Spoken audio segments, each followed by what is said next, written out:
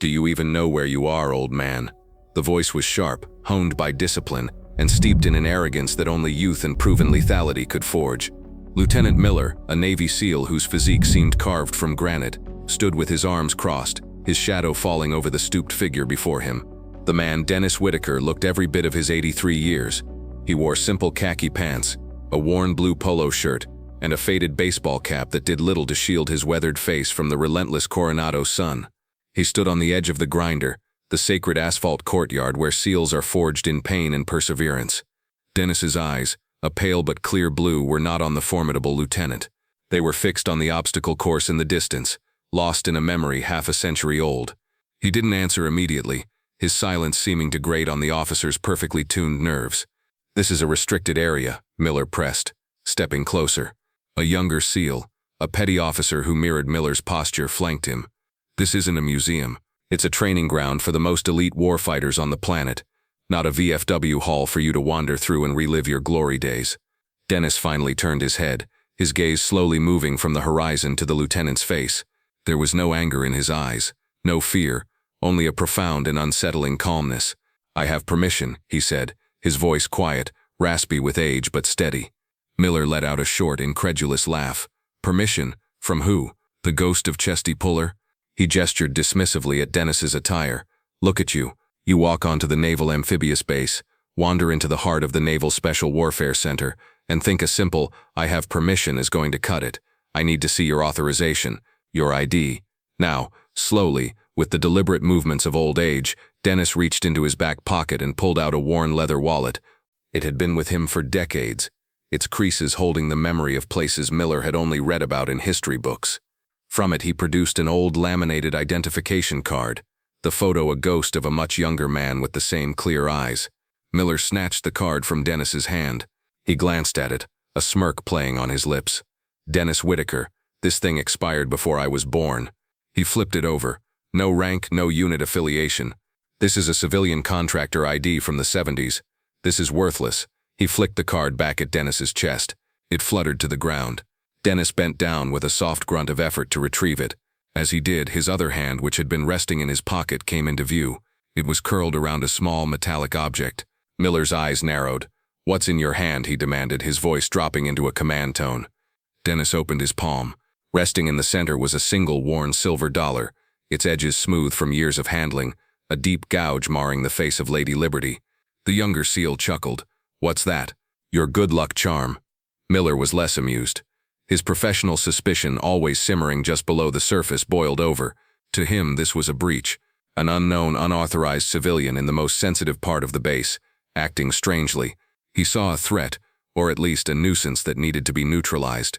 The fact that the man was old and seemingly frail was irrelevant. The rules were the rules. "I think you and I are going to have a talk with base security," Miller said, his tone leaving no room for argument. "This little field trip of yours is over." He took a step forward, intending to place a hand on Dennis's arm and escort him away.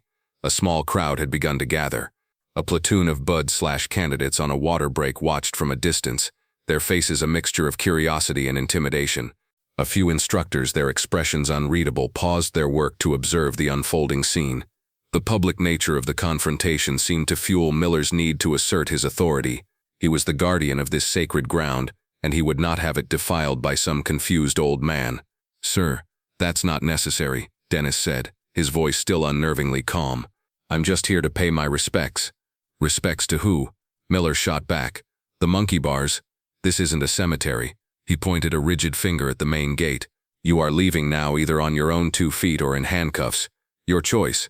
Dennis Whitaker's gaze drifted past the lieutenant, back towards the grinder. His hand tightened around the silver dollar in his pocket, the cool metal a familiar anchor in the swirling current of the present. The sharp, arrogant voice of the young SEAL faded into a dull drone, replaced by the hiss of rain and the suck of mud. The air, thick and humid, tasted of gunpowder and fear. It was the Mekong Delta, 1968. He wasn't 83, he was 24. Lean and hard, crouched in a flooded foxhole beside a kid from Ohio named Bobby. Rain plastered their hair to their foreheads. A firefight raged around them, the jungle erupting in flashes of green and orange. Bobby, barely 19, was trying not to let his teeth chatter. He pressed something cold and heavy into Dennis's hand. It was a silver dollar. "My dad gave it to me." Bobby yelled over the din of automatic weapons fire. "For luck. You hold on to it for me, Denny. You got better pockets." Dennis had just nodded, tucking it away, his focus on the tree line. That was the last thing Bobby ever said to him. The coin had been in his pocket ever since. He blinked, and the jungle was gone. The Coronado sun was back, hot and bright. The arrogant young officer was still there, his face a mask of impatience. Dennis simply looked at him, the memory giving him a placidity the SEAL couldn't possibly comprehend. From the edge of the growing crowd of onlookers, Seaman Apprentice Peterson watched, a knot tightening in his stomach. He was fresh out of A school, assigned to a logistical support unit on the base. He knew exactly who Lieutenant Miller was. Every junior sailor knew the SEALs were gods here, and you didn't look them in the eye unless you were told to.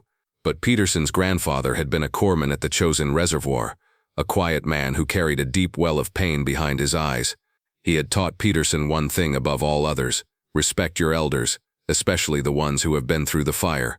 What he was witnessing felt profoundly wrong. It wasn't just the disrespect, it was the sheer public nature of the humiliation.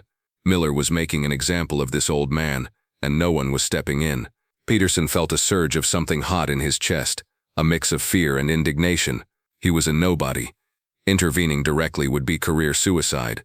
The lieutenant would chew him up and spit him out without a second thought. But he had to do something. He remembered the orientation briefing, the dozens of phone numbers they were told to memorize. One of them was for the office of the base commander, Captain Wallace.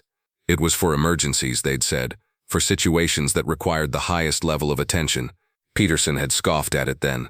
What kind of emergency would a seaman like him ever report to the base CO? This felt like one. Slipping away from the edge of the crowd, he found a quiet spot behind a barracks building, his heart pounding against his ribs. He pulled out his cell phone, his fingers fumbling as he dialed the number. A crisp, professional voice answered. "Captain Wallace's office." "Yes, ma'am," Peterson stammered, his own voice sounding small and reedy. "This is Seaman Apprentice Peterson. Is there an immediate threat, Seaman?" The voice on the other end was patient but firm.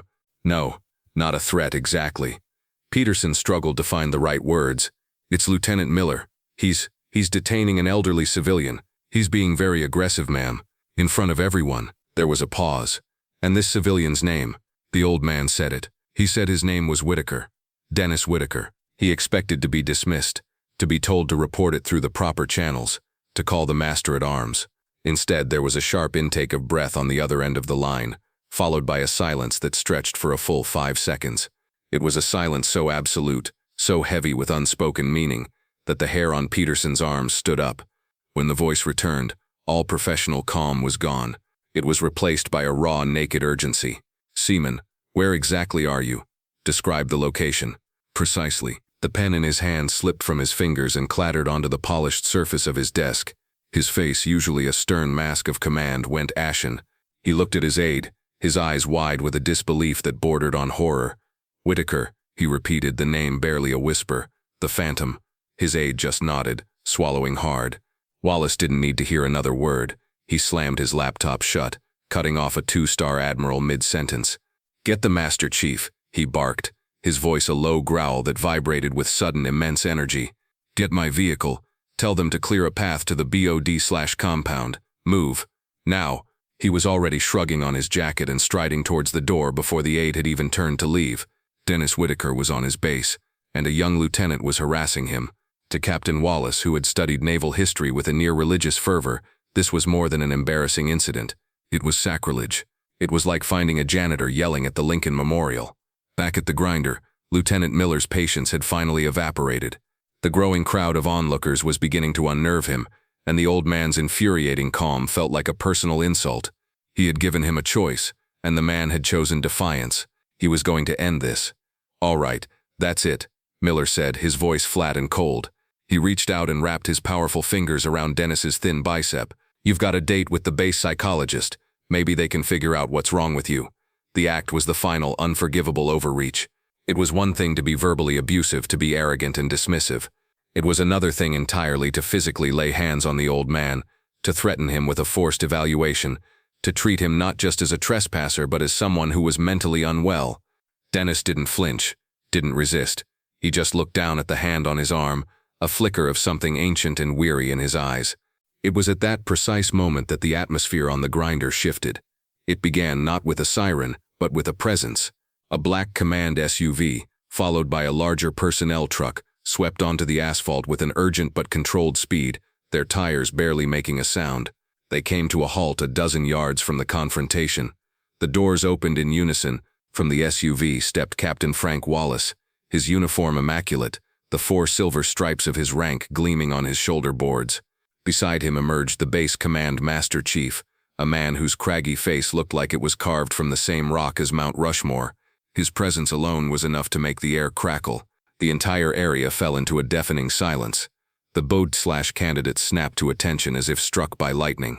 The instructors stiffened, their eyes locked on the approaching command element. Lieutenant Miller froze, his hand still on Dennis's arm. His mind raced, trying to comprehend why the base commander himself would be here. He assumed it was about him, a surprise inspection, and he had been caught in the middle of this ridiculous situation. His grip on Dennis's arm tightened, a fatal mistake. Captain Wallace's eyes scanned the scene, his gaze sweeping over the crowd, over the younger SEAL, and finally landing on Lieutenant Miller and the old man. His face was a thundercloud. He ignored Miller completely, his focus absolute. He strode forward with a purpose that parted the air in front of him, the Master Chief a half-step behind. He did not stop until he was standing directly in front of Dennis Whitaker. Miller, confused and suddenly very nervous, let go of Dennis's arm. "Captain," he began. This civilian was in a restricted. Wallace cut him off without a glance, raising a single hand. He then turned his full attention to Dennis. His entire demeanor changed. The anger vanished, replaced by an expression of pure, unadulterated reverence. He drew himself up to his full height, his back ramrod straight, and executed the sharpest, most profound salute of his long and distinguished career. His hand was a rigid blade at his brow. "Mr. Whitaker," Captain Wallace said, his voice resonating across the silent courtyard. It was not the voice of a commander addressing a subordinate, but of a student addressing a master. "It is an honor to have you on my base, sir. I apologize for the reception you have received." A collective gasp went through the crowd. Lieutenant Miller stared, his mouth hanging slightly open, his brain refusing to process what he was seeing. The base commander was saluting this decrepit old man, calling him sir. Wallace held the salute for a long moment before dropping his hand. He then turned to face the assembled sailors and SEALs, his eyes blazing with a fire that made Miller feel physically small. "Do you know who this is?" Wallace boomed, his voice carrying to every corner of the compound. He didn't wait for an answer. "This is Dennis Whitaker. You candidates," he said, gesturing towards the stunned recruits. "You run on this grinder, you bleed on this asphalt, you push your bodies to the absolute limit trying to live up to a legacy. Gentlemen, this man is that legacy." He took a step closer to Miller, his eyes boring into the younger officers. This man was a boatswain's mate in one of the very first underwater demolition teams. Before there were SEALs, there were men like him, men who swam into enemy harbors with nothing but a knife and a block of C4, men who wrote the book that you now take for a sacred text. The silence was now so profound that the sound of the distant surf was clearly audible. The word was spreading. Sailors walking by stopped in their tracks. The news rippled through the nearby buildings, whispered over radios. On the far side of the base, activity slowed to a crawl as everyone who could turned their attention toward the grinder, an invisible wave of respect washing over the entire facility. Wallace wasn't finished. His voice rose with passion. In 1968, in the Mekong Delta, his 7-man team was ambushed, outnumbered 20-1. Their radio was destroyed, their officer killed in the first volley. For 18 hours, Dennis Whitaker single-handedly held off a reinforced company of Viet Cong. He moved from position to position, wounded 3 times, creating the illusion of a much larger force, allowing the surviving members of his team to be evacuated. When the rescue Huey finally arrived, they found him unconscious, propped against a tree, surrounded by the bodies of more than 50 enemy soldiers. For his actions that day, he was awarded the Medal of Honor. Wallace paused, letting the weight of his words settle. He turned his gaze back to the crowd. There is a reason he is called the Phantom of the Mekong, because to the enemy he was an unstoppable ghost, to his teammates he was a guardian angel, and to the United States Navy he is a living legend, and he is standing on our hallowed ground. With that, Captain Wallace turned back to Dennis and saluted again. The Command Master Chief followed suit. Then, as if a switch had been flipped, every single person in uniform on that grinder, instructors, candidates, onlookers, snapped to attention and rendered a salute. It spread beyond the courtyard, a silent, reverent wave. Sailors on the sidewalks, officers in their doorways, all turned and saluted in the direction of the old man they could not see. honoring the name that had just been spoken with the force of scripture. The entire base, for one long, breathtaking minute, saluted Dennis Whitaker in utter silence. Lieutenant Miller stood frozen, the blood draining from his face. The world had just been turned upside down. The frail old man he had mocked, threatened, and physically assaulted was a giant, a foundational pillar of the very community he prided himself on belonging to. He felt a shame so deep and so searing it was like a physical illness. After lowering his salute, Captain Wallace turned to Miller. The fire in his eyes was gone, replaced by a glacial coldness that was far more terrifying. He didn't raise his voice, he didn't have to.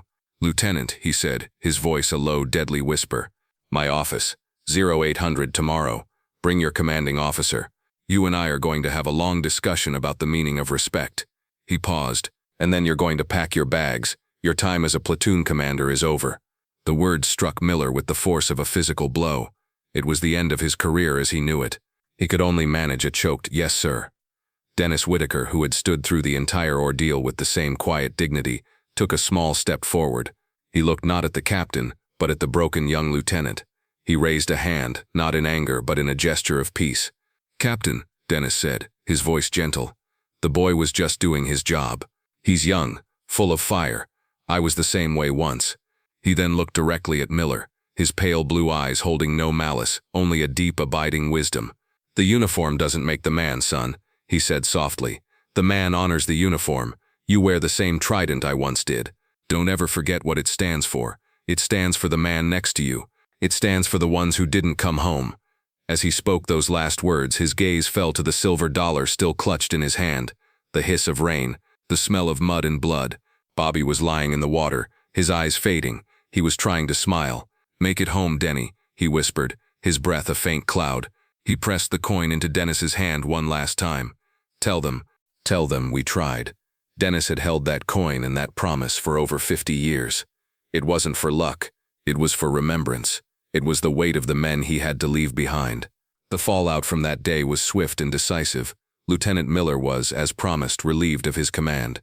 He wasn't kicked out of the SEALs. Captain Wallace believed in correction more than simple punishment. Instead, Miller and his entire platoon were reassigned. Their new duty for the next 6 months was to develop and implement a new training module for all West Coast-based naval special warfare units. The module was called Naval Heritage: The Foundations of the UDT and SEAL Teams. Miller's first assignment was to write a 200-page paper on the operational history of the UDT in Vietnam, with a special focus on the actions of Medal of Honor recipients. It was a humbling, educational, and ultimately transformative penance.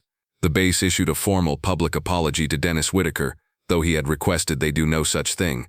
He had already forgiven the young lieutenant, seeing in his arrogance not malice but the untempered fire of a warrior who had not yet learned the wisdom that only time and loss can teach. Several weeks later, a man in simple civilian clothes was volunteering at the VA hospital in San Diego, pushing a book cart from room to room. It was Miller. He had chosen to spend his weekends there, listening to the stories of old soldiers and sailors, men his own age had forgotten. As he turned a corner, he saw a familiar figure sitting in a chair by a window, staring out at the Pacific. It was Dennis Whitaker. He was waiting for a routine checkup. Miller's heart leaped into his throat. He hesitated, then took a deep breath and approached, stopping a respectful few feet away. "Mr. Whitaker," he said quietly. Dennis turned his head, his pale eyes recognizing him instantly. He gave a slight, almost imperceptible nod. "Sir," Miller began, his voice thick with an emotion he couldn't hide. I wanted to apologize. What I did was inexcusable. There is no excuse." Dennis looked at him for a long moment, studying his face. He saw the genuine remorse, the shame that the young man now carried. He gestured to the empty chair beside him. Miller sat. "Everyone makes mistakes, son," Dennis said, his voice the quiet rasp Miller remembered. "The important thing is what you do after. The important thing is you learn." They sat in silence for a few minutes, watching the waves roll in. "Thank you, sir," Miller finally said. Dennis just nodded again, a small, sad smile touching his lips. "Just do me a favor," he said. "Remember the stories. Tell them to the new guys. Don't let them forget us." "I will," Miller promised, his voice cracking. "I will. If you were moved by this story of quiet courage and lasting honor, please like and share this video. Subscribe to Veteran Valor for more stories about the unassuming heroes who walk among us, and let us know in the comments about a veteran who has impacted your life.